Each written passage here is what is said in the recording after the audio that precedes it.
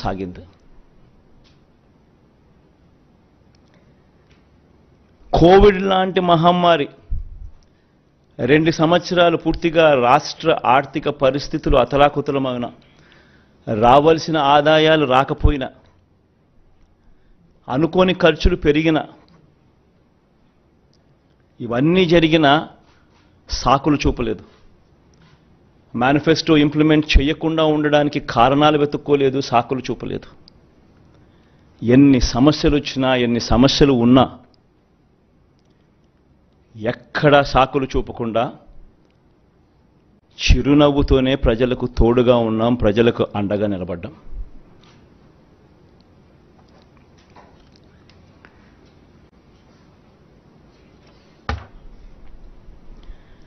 Manifesto అన్నది implement చేస్తూ ప్రతి సంవత్సరం ఆ ఇంప్లిమెంట్ చేసిన మేనిఫెస్టోను ప్రతి సంవత్సరం ప్రజల దగ్గరికి పంపించడం జరిగింది. అడుగులు వేగంగా వేస్తూ జూన్లో మనం ప్రమాణ స్వీకారం చేశాం. ఆగస్టు కల్లా వాలంటీర్ వ్యవస్థను తీసుకొచ్చాం. అక్టోబర్ 2వ తారీఖు కల్లా, గాంధీ జయంతి నాటికల్లా సచివాలయ వ్యవస్థను తీసుకొచ్చేసాం.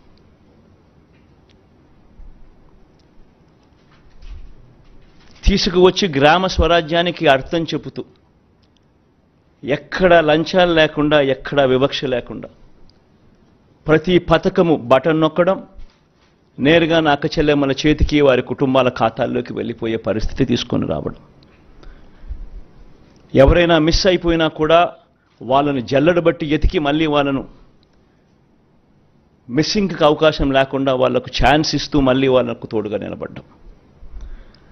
మొట్టమొదటిసారిగా బహుశా భారతదేశ చరిత్రలో బహుశా ఎప్పుడూ కూడా జరగలేదేమో,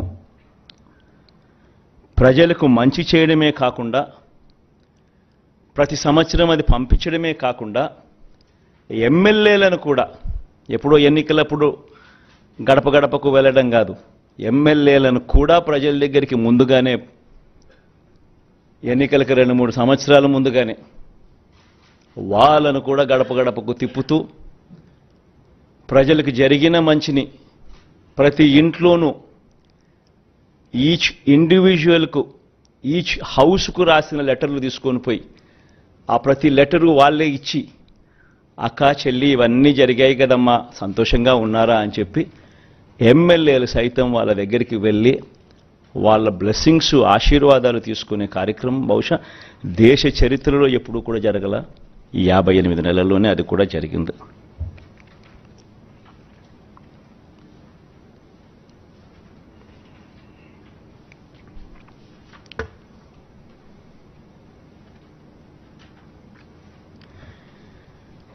ఎందుకు నేను ఈ మాటలన్నీ కూడా ఎందుకు చెప్తా ఉన్నానంటే, మేనిఫెస్టో అన్నది ఎందుకింత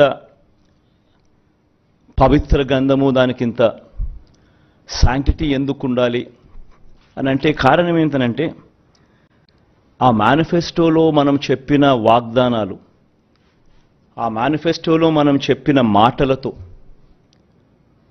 ఆ తర్వాత అధికారంలోకి వచ్చిన ఆ పార్టీ, అధికారంలోకి వచ్చిన వాళ్ళు అవి చెయ్యకపోతే పేదల బ్రతుకులు ఏ రకంగా చిన్నాభిన్నమవుతాయి అన్నదానికి ఉదాహరణ.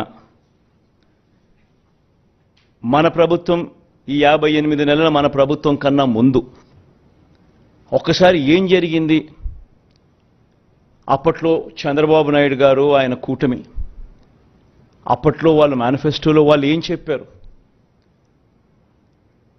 వాళ్ళు చేయని కారణంగా ప్రజల బ్రతుకులు ఏ రకంగా చిన్నాభిన్నమయ్యాయి అన్నది ఒక్కసారి గమనించాల్సిన అవసరం కూడా ఉంది. ఈ డాక్యుమెంట్ బహుశా మీ అందరికీ కూడా చూసే ఉంటారు. ఎందుకనంటే ఈ డాక్యుమెంటు ముఖ్యమైన అంశాలు అని అంటూ 2014లో సాక్షాత్తు ఇదే ముగ్గురు, ఇప్పుడున్న ముగ్గురే కూటమిగా ఏర్పడి ముగ్గురు ఫోటోలు పెట్టి కింద చంద్రబాబు నాయుడు గారి సంతకం కూడా కనిపిస్తుంది. ముఖ్యమైన అంశాలు అనంటూ ఈ పాంఫ్లెట్ 2014 ఎన్నికలకు ముందు ప్రతి ఇంటికి పంపించారు. ఈ పాంఫ్లెట్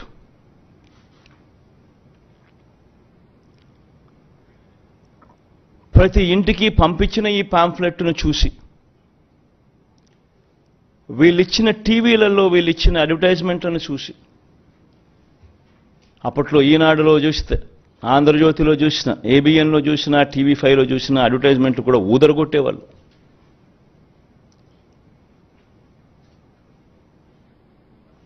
ఒక చెయ్యి ఒక తల్లి చేతిలో, ఒక తల్లి మెడలో మంగళసూత్రం ఒక చెయ్యి లాగేస్తూ ఉంటుంది, వెంటనే ఇంకొక చెయ్యి వచ్చి అడ్డుకుంటుంది. బాబు వస్తున్నాడు, బ్యాంకుల్లో పెట్టిన బంగారం ఇంటికి వస్తుంది అని అడ్వర్టైజ్మెంట్.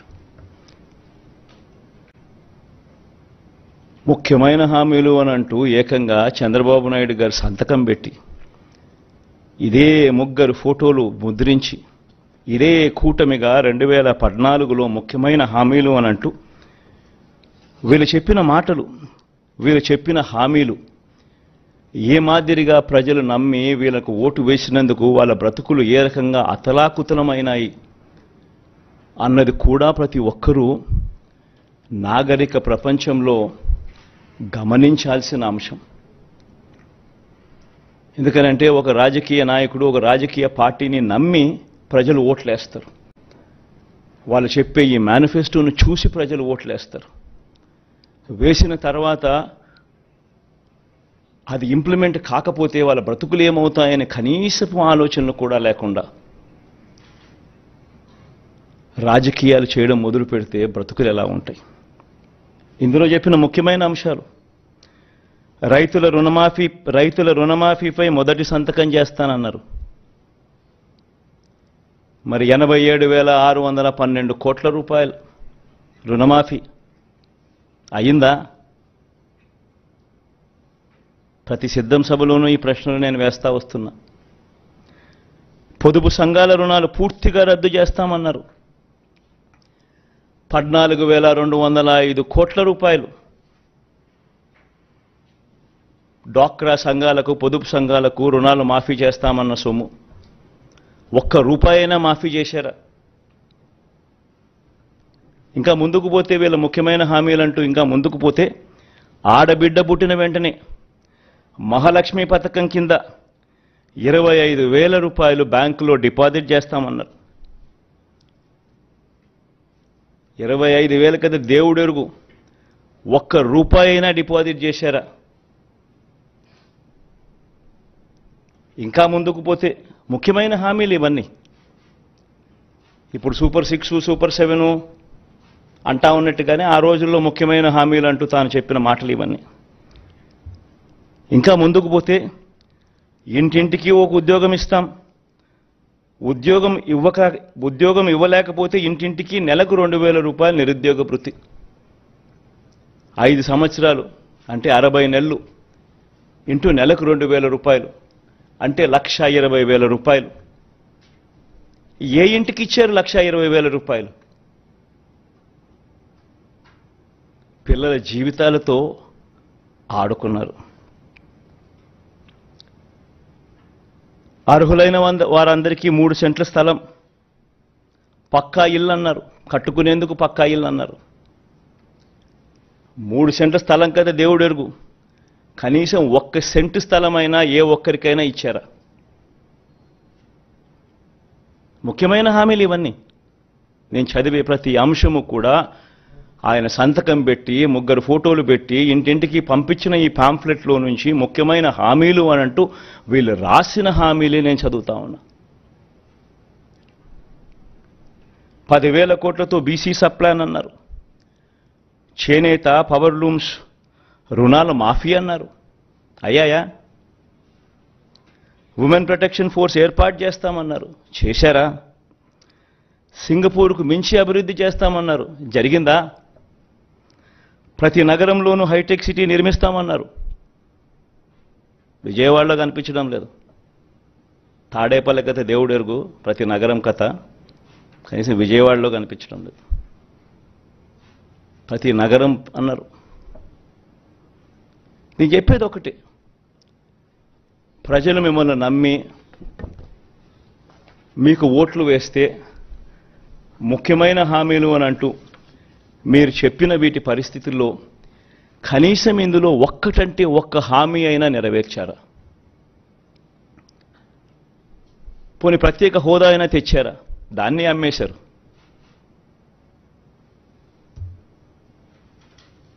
అదే నోట్తోనే ప్రత్యేక హోదా ఏమైనా సంజీవినా అని చెప్పి మళ్ళీ వెటకారం కూడా చేశారు. నేను చెప్పేది ఒకటి, ప్రతి మాట రాజకీయ నాయకుడు ఒక విశ్వసనీయత కోల్పోతే, రాజకీయాలలో విశ్వసనీయత అన్న పదానికి అర్థం లేకపోతే రాజకీయాలు ఎందుకు చేస్తూ ఉన్నాం? ఎవరి కోసం చేస్తూ ఉన్నాం? దేనికోసం చేస్తూ ఉన్నాం? చనిపోయిన తర్వాత ప్రతి పేదవాడి గుండెల్లో, ప్రతి ఇంట్లో మన ఫోటో ఉండాలి, ప్రతి గుండెలో మన ఫోటో ఉండాలి అనే తాపత్రయం లేనప్పుడు రాజకీయాలు ఎందుకు చేయాలి?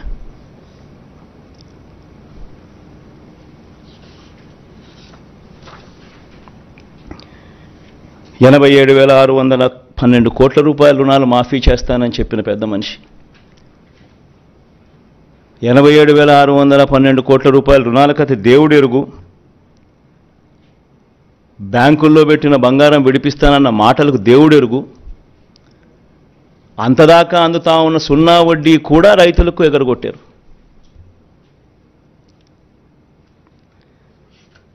పొదుపు సంఘాల రుణాలు 14,205 కోట్ల రూపాయలు మాఫీ చేస్తామన్న మాటలు, రుణాల మాఫీ కథ దేవుడెరుగు. అక్టోబర్ 2016 నుంచి అప్పటిదాకా అందుతా ఉన్న సున్నా వడ్డీని సైతం రద్దు చేశారు, అది ఎగరగొట్టారు. పొదుపు సంఘాల పరిస్థితి ఏమిటి అని అంటే ఓవర్ డ్యూసు ఎన్పిఏలు 18% పైచిలకు వెళ్ళిపోయింది. ఏ గ్రేడు, బి గ్రేడ్ సంఘాలన్నీ సి గ్రేడు, డి గ్రేడ్ సంఘాలుగా మారిపోయాయి. అక్క చెల్లెమ్మలు రోడ్డు మీదకి వచ్చారు, రోడ్డున పడ్డారు. నిరుద్యోగులకు 2,000 రూపాయలు నిరుద్యోగ భృతి అన్నారు, ఉద్యోగం ఇవ్వలేకపోతే. ఎవరికిచ్చారు? పోనీ గవర్నమెంట్ ఉద్యోగాలు ఎన్ని ఇచ్చారు అని చూస్తే ఆ మొత్తం 2014 నుంచి 19 పీరియడ్లో ఇచ్చింది కేవలం 32,000 ఉద్యోగాలు. అదే ఈ 58 నెలల కాలంలో మనం ఇచ్చిన ఉద్యోగాలు ఏకంగా 2,31,000 ఉద్యోగాలు. ప్రతి సచివాలయంలో కనిపిస్తారు పిల్లలు, ప్రతి గవర్నమెంట్ హాస్పిటల్లో కనిపిస్తారు డాక్టర్లు, నర్సులు, స్టాఫ్, పారామెడిక్స్.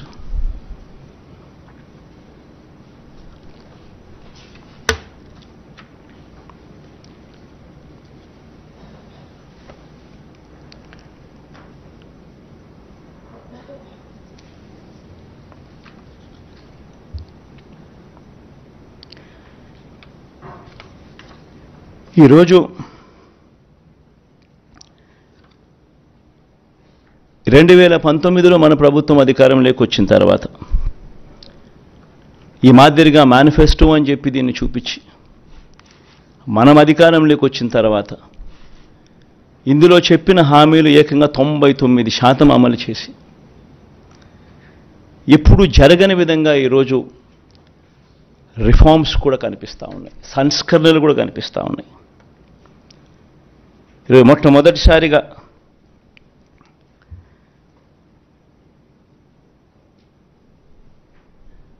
వాలంటీర్లు, గ్రామ సచివాలయాలు ఈరోజు గ్రామ స్వరాజ్యానికి నిజంగా అర్థం చెబుతూ ఈ 58 నెలలకు ముందు ఎవరైనా కూడా మీతో కానీ ఇంకొకరితో కానీ ఎవరైనా గవర్నమెంట్ ఇచ్చే డబ్బులు లంచాలు లేకుండా అందుతాయి అని అంటే ఎవరైనా నమ్మేవాళ్ళ? వివక్ష లేకుండా అందుతుందంటే నమ్మేవాళ్ళ? నేరుగా ఎవరు చుట్టూ తిరగాల్సిన పని లేకుండా మీ ఇంటికే వస్తాయంటే నమ్మేవాళ్ళ? మొట్టమొదటిసారిగా ట్రాన్స్ఫర్మేషన్.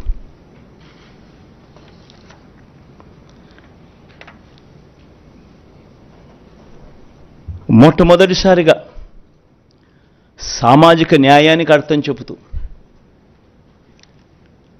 నా నా నా నా అని పిలుచుకుంటూ నా ఎస్సీలు, నా ఎస్టీలు, నా బీసీలు, నా మైనారిటీలను పిలుచుకుంటూ మొట్టమొదటిసారిగా సామాజిక న్యాయం కనపడేట్లుగా ఈరోజు డిస్ప్లే అవుతూ ఉంది. 68% మంత్రి పదవులు ఈరోజు ఎస్సీ, నా ఎస్టీ, నా బీసీ, నా మైనారిటీ వర్గాలే. 5 మంది డిప్యూటీ సీఎంలలో 4 డిప్యూటీ సీఎంలు నేను నా నా నా నా అని పిలుచుకునే ఈ వర్గాలే. ఏకంగా చట్టం చేసి 50% రిజర్వేషన్లు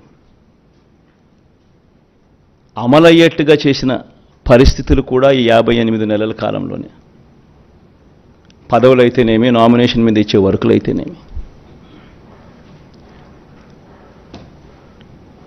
మొట్టమొదటిసారిగా 175 అసెంబ్లీ స్థానాలుంటే 25 ఎంపీ స్థానాలుంటే ఉన్న 200 స్థానాలకు గాను మొట్టమొదటిసారిగా ఏకంగా 50% అంటే 100 స్థానాలు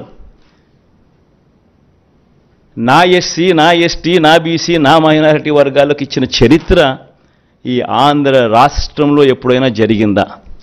కొన్ని దేశంలో ఎక్కడైనా జరిగిందా? ఎవరైనా ఏ రాజకీయ పార్టీ అయినా ఇచ్చిందా? 50%.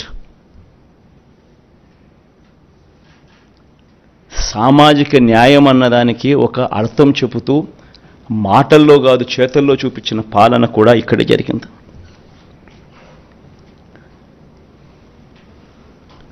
మన పల్లెటూరు పిల్లలు, మన పేద పిల్లలు ఐక్యరాజ్య సమితికి కూడా వెళ్ళి రెట్టించిన ఆత్మవిశ్వాసంతో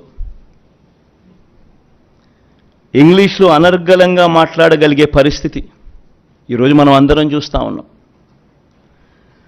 ఫస్ట్ క్లాస్లో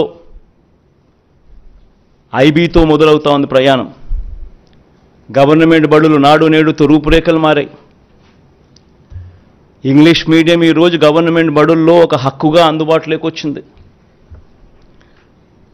మరో 10 సంవత్సరాలలో ఇదే పాలన కొనసాగితే మరో 10-15 సంవత్సరాలలో జరగబోయే మార్పులు ఒక్కసారి గమనించండి, ఒకసారి ఊహించండి.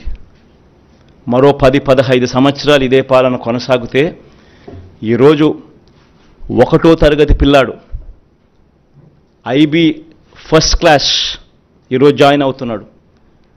2035న 10th క్లాస్లో ఆ పిల్లోడు ఐబీ ఎగ్జామ్ రాస్తాడు.